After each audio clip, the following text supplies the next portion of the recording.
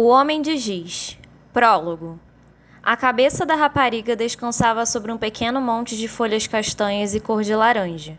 Os olhos cor de avelã fitavam o dossel frondoso dos sicômoros, das faias e dos carvalhos, mas sem verem os dedos hesitantes dos raios do sol que se insinuavam por entre as ramadas a polvilhar de ouro o solo da floresta. Não pestanejaram quando os escaravelhos, negros de dorso brilhante, fugiram apressadamente sobre as pupilas. Já nada viam além das trevas. A curta distância, uma mão branca esticava-se para fora do seu sudário de folhagem, como que em busca de auxílio ou para se certificar de que não estava só. Nada havia para encontrar. O resto do corpo estava fora de alcance, espalhado por outros lugares recônditos do bosque.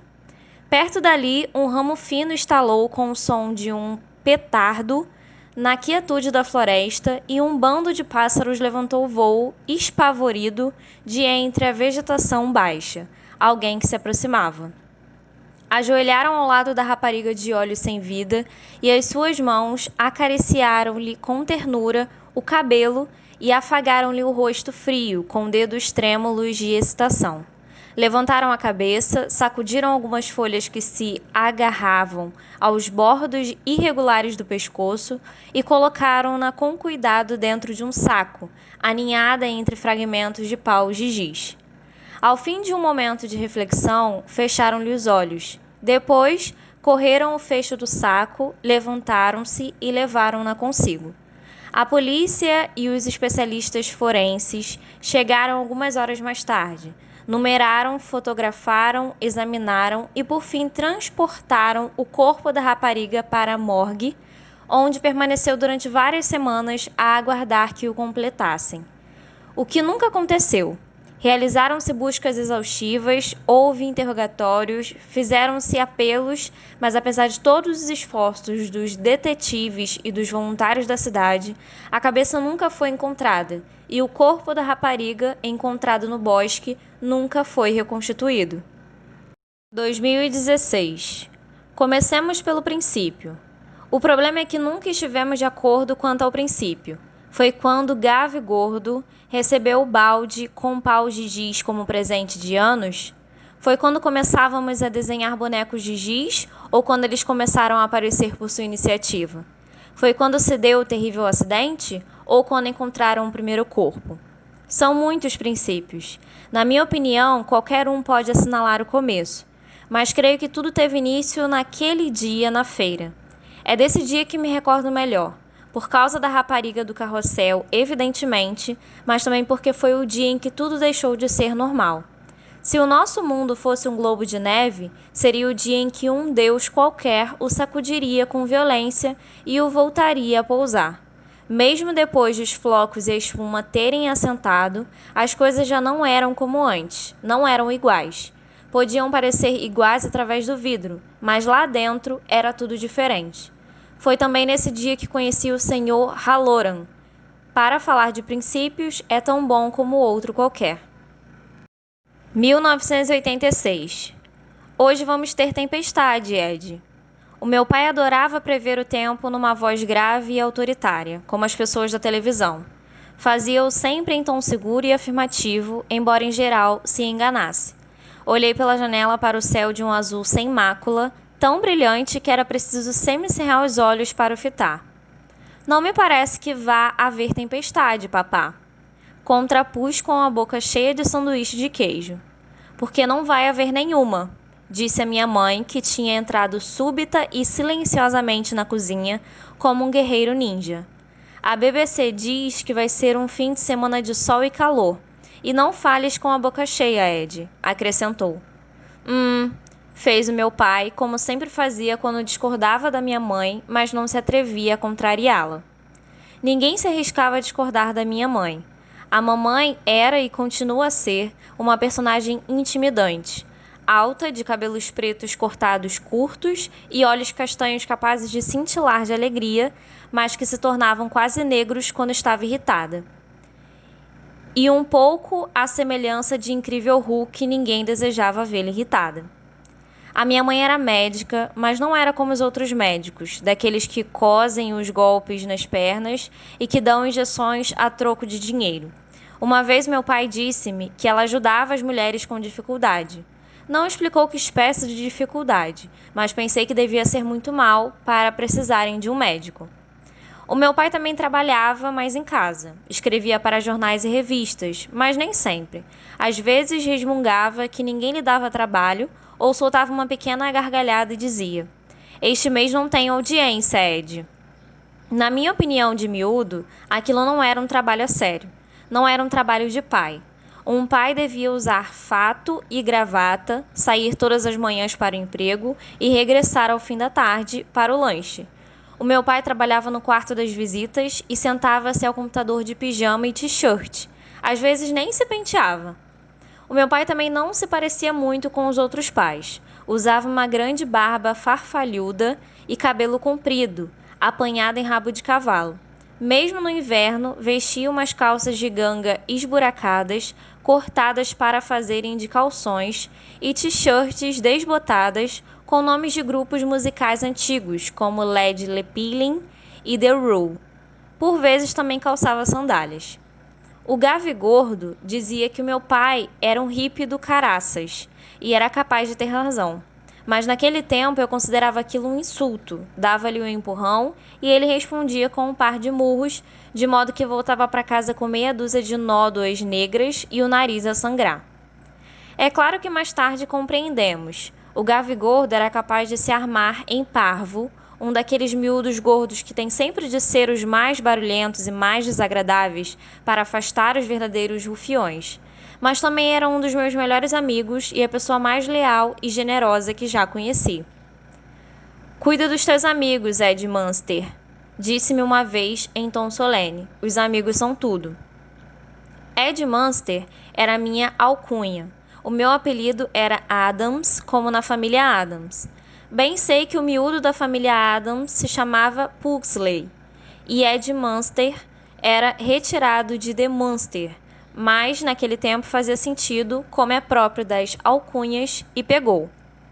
Ed Munster, Gavi Gordo, Metal Mickey, por causa das grandes próteses metálicas nos dentes, Hopo, David Hopkins e Nick, a nossa quadrilha. Nick não tinha alcunha por ser rapariga, embora fizesse tudo o que podia para fingir que não era. Praguejava como um rapaz, subia as árvores como um rapaz e lutava quase tão bem como a maioria dos rapazes, mas continuava a ter aspecto de rapariga. Uma rapariga bastante bonita, de longos cabelos ruivos e pele clara salpicada por uma infinidade de minúsculas sardas castanhas. Nada em que eu reparasse. Tínhamos combinado encontrar-nos nesse sábado. Encontrávamo-nos a maior parte dos sábados e íamos para a casa de um de nós, ou para o parque de jogos e às vezes para o bosque. No entanto, aquele sábado era especial por causa da feira. A feira aparecia todos os anos e instalava-se no parque, perto do rio. Era o primeiro ano em que tínhamos autorização para ir sozinhos, sem um adulto para nos vigiar. Há semanas que aguardávamos aquele dia, desde que os cartazes tinham começado a aparecer pela cidade. Havia carrinhos de choque, um meteorito, um navio pirata e uma nave espacial. Parecia bestial. "Bem", disse a acabar a sanduíche tão depressa quanto possível. Combinei com o pessoal que nos encontrávamos à entrada do parque às 2 horas. "Vai sempre pela estrada principal", recomendou a minha mãe. "Não te metas por atalhos nem fales com ninguém que não conheças." "Está bem." Deixei-me escorregar do assento e dirigi-me para a porta. "E leva a bolsa de cintura." "Oh, mãe." "Vais andar nas corridas. A carteira pode cair do teu bolso. Levas a bolsa de cintura e não discutas." Abri a boca e voltei a fechá-la. Senti a cara arder. Detestava a estúpida bolsa de cintura. Quem usava bolsa de cintura eram os turistas gordos. Como podia ter um ar cool diante dos outros, especialmente de Nick? Mas quando a minha mãe falava assim, não valia a pena discutir. "Está bem." Não estava, mas o ponteiro do relógio da cozinha aproximava-se das 2 e precisava de me pôr a caminho. Subi a escada a correr, agarrei na estúpida bolsa de cintura e meti o dinheiro lá dentro. 5 libras inteirinhas, uma fortuna. Depois voltei a descer a escada, sempre a correr. Até logo! Diverte-te! Não tinha dúvidas quanto a isso. O sol brilhava, levava minha t-shirt preferida e os tênis Converse. Já se ouvia ao longe a música da feira e no ar flutuava o odor dos hambúrgueres e do algodão doce. O dia adivinhava-se perfeito. Quando cheguei, o Gavigordo, Ropo e Metal Mickey já estava à espera junto ao portão do parque. Ei, Ed Munster, que bolsa tão gira! Gritou o Gavigordo à laia de cumprimento. Corei até a raiz dos cabelos e fiz-lhe um gesto com o dedo médio. Ropo e Metal Mickey riam-se como perdidos por causa da graçola do Gavigordo. Depois, Ropo, que era sempre o mais simpático e o apaziguador, disse para o gordo: Pelo menos não parece tão panasca como os teus calções, ó cara de fuinha. O Gavigordo sorriu, agarrou os calções pela bainha e ensaiou uns passos de dança como uma bailarina, a levantar bem alto as pernas curtas e grossas. O Gavigordo era assim. Não era possível insultá-lo porque ele não se ralava, ou pelo menos era o que queria que os outros pensassem. De qualquer maneira, disse eu, que apesar de Ropo ter desviado a conversa, continuava a achar que a bolsa tinha um aspecto estúpido, não a vou usar. Desapertei o cinto, enfiei a carteira no bolso dos calções e olhei em redor. Uma sebe espessa corria ao longo do perímetro exterior do parque. Escondi a bolsa na sebe de modo a não ser vista por quem passava, mas não tão longe que não a pudesse recuperar mais tarde. Tens a certeza de que a queres deixar aí? Perguntou Ropo. É isso. E se a tua mama descobre? Inquiriu Metal Mickey, naquele tom monocórdico e escarninho que lhe era característico. Embora fizesse parte da nossa quadrilha e fosse o melhor amigo de Gavigordo, nunca gostei muito do Metal Mickey. Havia nele um não sei quê, tão desagradável e frio como a prótese que lhe enchia a boca de um lado ao outro, o que não era de estranhar sabendo de quem era irmão. Quero lá saber, menti a encolher os ombros. Quem quer saber? Interpôs o Gavigordo em tom impaciente. Podemos esquecer a porcaria da bolsa e ir andando? Quero começar pela nave espacial. Metal Mickey e Ropo começaram a andar. Em geral fazíamos o que Gavigordo queria, talvez por ser o maior e o que falava mais alto. Mas a Nick ainda não chegou, protestei. E então? Ripostou o Metal Mickey. Chega sempre atrasada. Vamos embora. Ela há de encontrar-nos. Mickey tinha razão. Nick chegava sempre atrasada. No entanto, não era isso que tínhamos combinado. Devíamos ir todos juntos, não era seguro andarmos sozinhos pela feira, especialmente uma rapariga. Damos-lhe mais 5 minutos, disse eu. Não podes estar a falar sério, exclamou o Gavigordo, a assumir a sua mais convincente expressão de desagradado a John McEnroe. O Gavigordo assumia uma série de expressões, sobretudo americanas, tão terríveis que nos escangalhávamos a rir. Metal Mickey não riu tanto como eu e Ropo, não gostava de sentir a quadrilha contra ele. O que não teve importância, pois nesse momento uma voz conhecida perguntou: O que tem tanta piada? Viramo-nos. Nick subia a encosta ao nosso encontro. Como sempre acontecia, senti um aperto no estômago quando a vi, como se de repente me sentisse com fome e um pouco agoniado.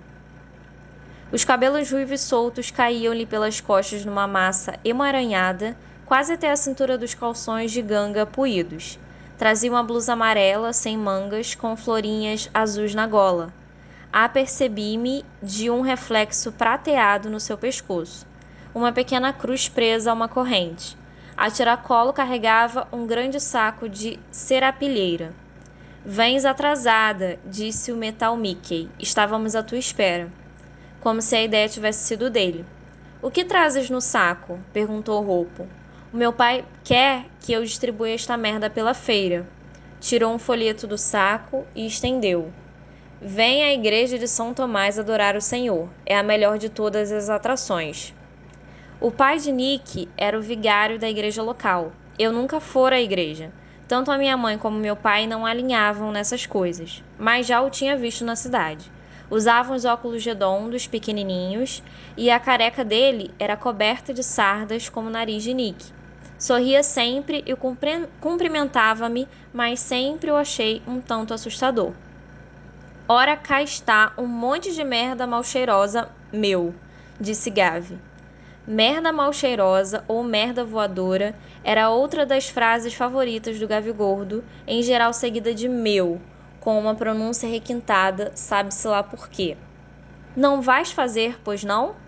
Perguntei a imaginar um dia estragado, a andar de um lado para o outro para acompanhar enquanto ela distribuía os folhetos. Atirou-me um olhar que me fez lembrar a minha mãe. É claro que não vou, Joey, respondeu. Vou só levar alguns e espalhá-los como se fossem as pessoas que os tivessem deitado fora e o resto vou enfiá-lo num caixote de lixo. Todos esboçávamos um sorriso. Não há nada melhor do que fazer uma coisa indevida e enrolar um adulto ao mesmo tempo. Espalhávamos os folhetos, deitávamos fora o saco e fomos tratar do que era importante. A nave espacial, que era de fato um espanto, e os carrinhos de choque, onde o Gavi Gordo me abalrou com tanta força que até senti a coluna estalar. Os foguetões, muito excitantes no ano anterior, mas agora um tanto desinteressantes, a montanha-russa, o meteorito e o navio pirata. Comemos cachorro-quente, e tanto o Gavi Gordo como a Nick tentaram enfiar as argolas no pescoço dos patos e ficaram a saber que nem sempre o prêmio cobiçado é desejável, quando saíram de lá a atirar os patinhos espalhados um ao outro. Por esta altura a tarde já ia adiantada. A excitação e a adrenalina começavam a esmoecer, além da constatação crescente de que só me restava dinheiro para mais 2 ou 3 corridas. Meti a mão no bolso para tirar a carteira, o coração saltou-me no peito até a boca. Tinha desaparecido. Merda! O que foi? Quis saber Roupo. A carteira. Perdia. Tens a certeza? Claro que tenho a certeza. A cautela procurei no outro bolso, ambos vazios. Porra para isto. Onde a tiraste pela última vez? Perguntou Nick. Tentei recordar-me, sabia que a tinha comigo depois da última corrida, pois tinha verificado. Além do mais, depois disso tínhamos comprado os cachorro-quentes, não tinha jogado as argolas nos patos, portanto. Foi na barraca dos cachorros. A barraca dos cachorros ficava do outro lado da feira, na direção oposta à nave espacial e ao meteorito. Merda, repeti. Anda daí, disse Roupo. Vamos lá ver. Para quê? Interpôs Metal Mickey. Por esta hora já alguém a apanhou. Podia emprestar-te algum dinheiro, disse o Gavi Gordo, mas já não me sobra muito. Tinha certeza de que era mentira. O Gavi Gordo tinha sempre mais dinheiro que qualquer de nós. Tal como tinha os brinquedos melhores e a bicicleta novinha em folha. O pai era dono de um dos pubs locais, o The Bull, e a mãe vendia produtos da Avon. O Gavi Gordo era generoso, mas percebi que estava interessado em fazer mais algumas corridas. Abanei a cabeça. Obrigado, não faz mal. Mas fazia. Sentia as lágrimas a queimarem-me os olhos. Não era só por causa do dinheiro que perdera. Sentia-me estúpido, o dia estava estragado. A minha mãe ia ficar zangada e dizer: Eu bem te disse. Vocês vão andando, disse.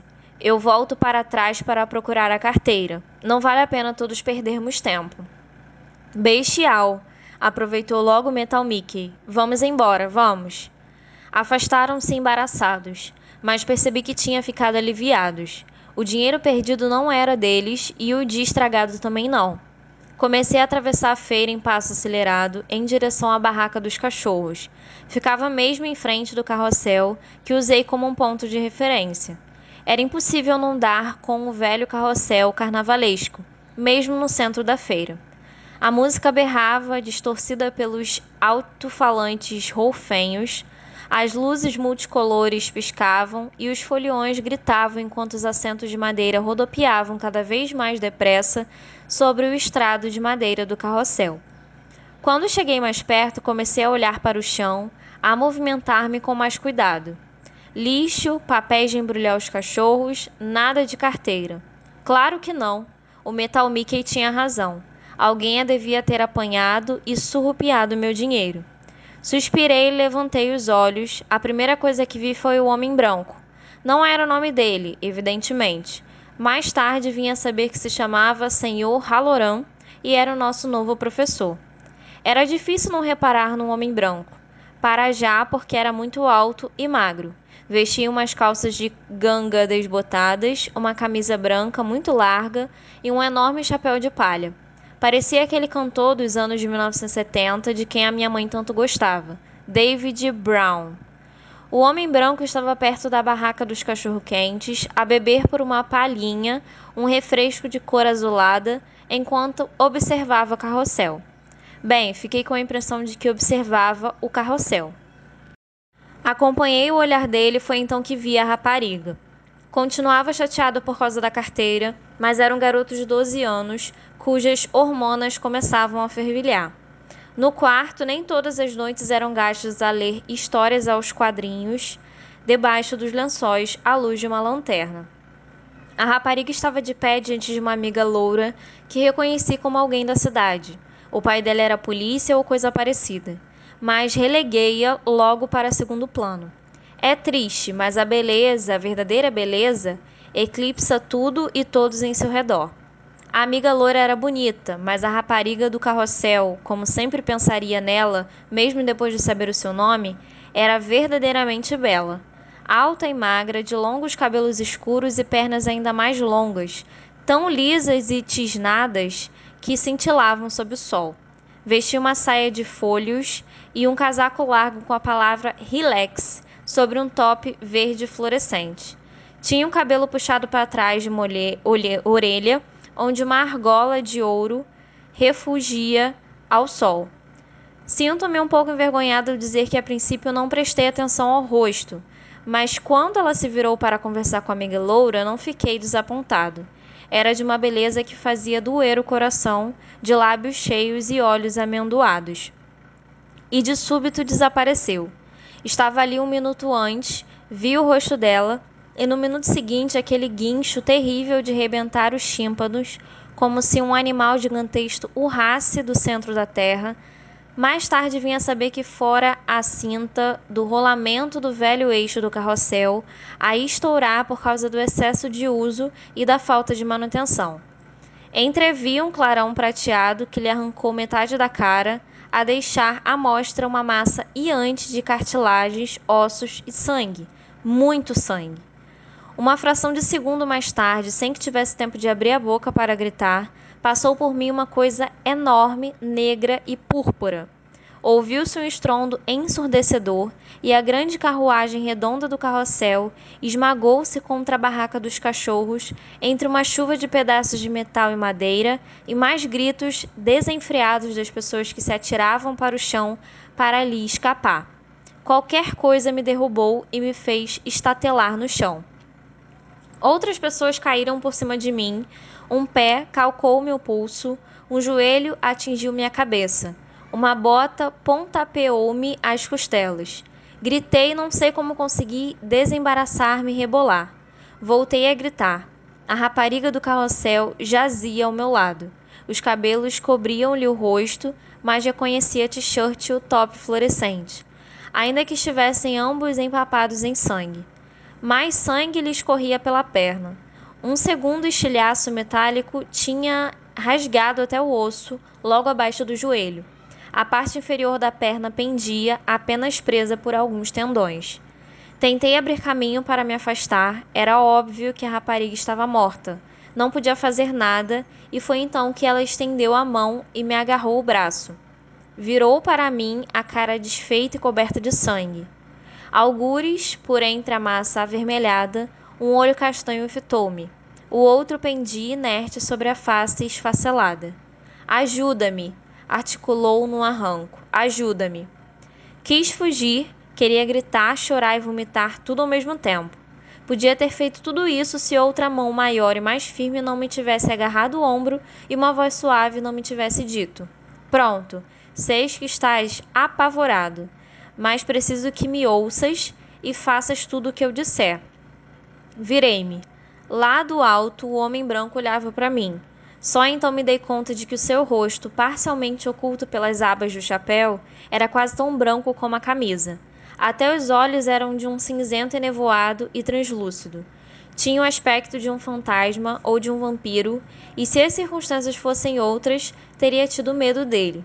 Mas naquele momento era apenas um adulto e eu precisava de um adulto que um adulto me dissesse o que devia fazer.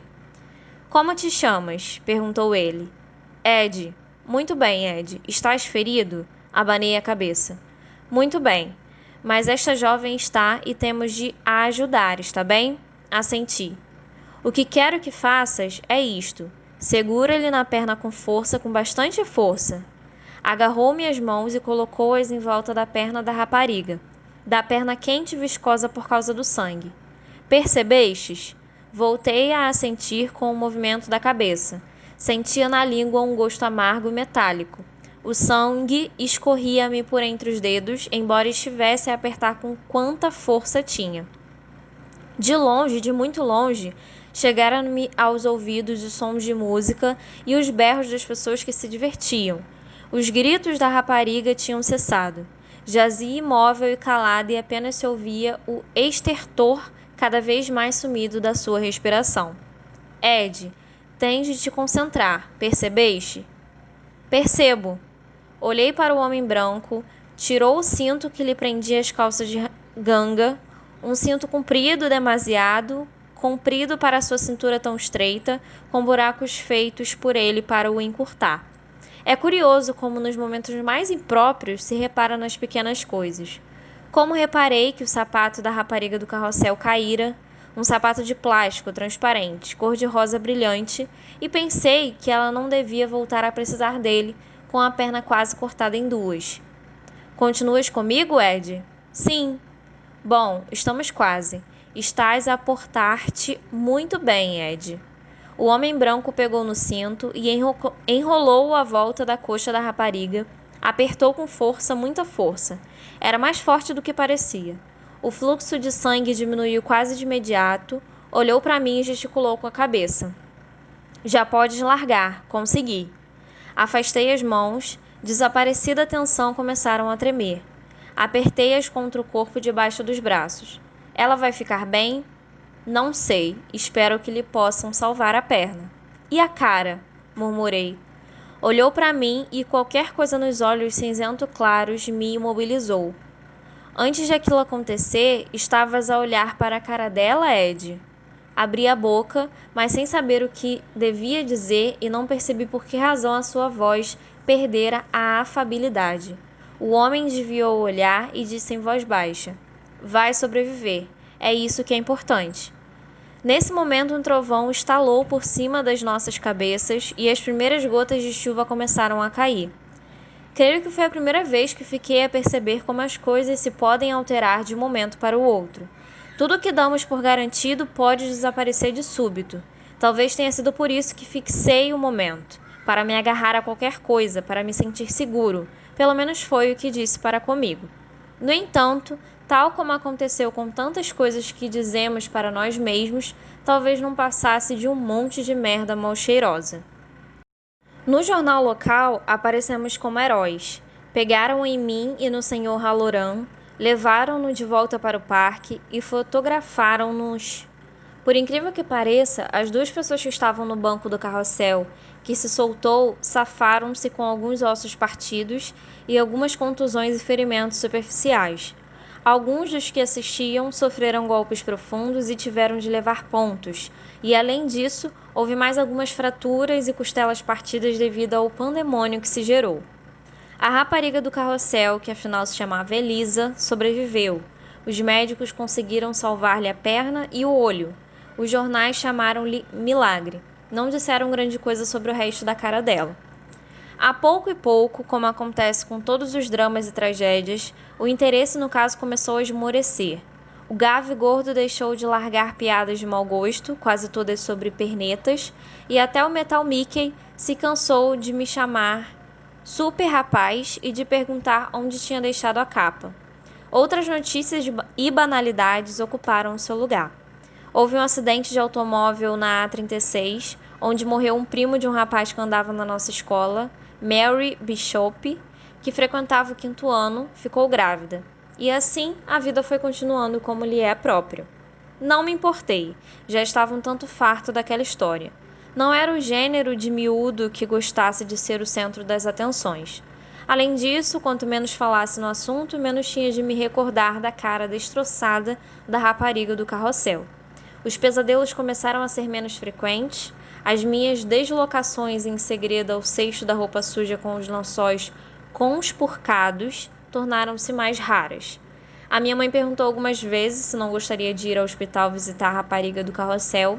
Respondi sempre que não queria voltar a vê-la, não queria olhar-lhe para a cara destroçada, não queria que aqueles olhos castanhos me fitassem acusadores.